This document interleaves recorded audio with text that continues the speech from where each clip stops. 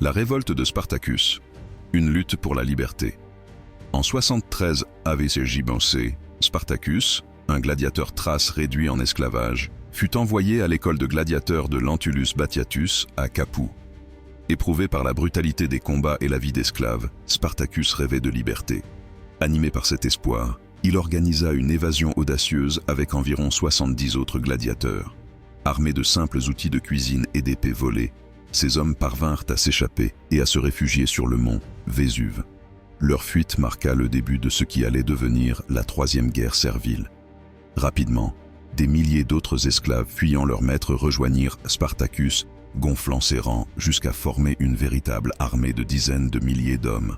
Spartacus démontra être un stratège habile et un leader charismatique. Il mena ses forces à plusieurs victoires contre les légions romaines, défiant l'autorité de Rome et semant la panique au sein de la République. Ces tactiques audacieuses et l'incroyable détermination de ces hommes mirent en lumière la brutalité de l'esclavagisme et la soif de liberté de ceux qui en souffraient.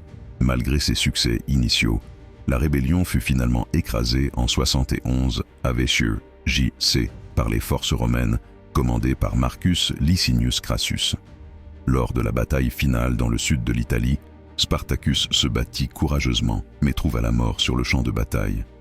En représailles, Rome crucifia plus de 6000 de ses partisans le long de la Via Appia, un sinistre avertissement à quiconque oserait défier l'Empire.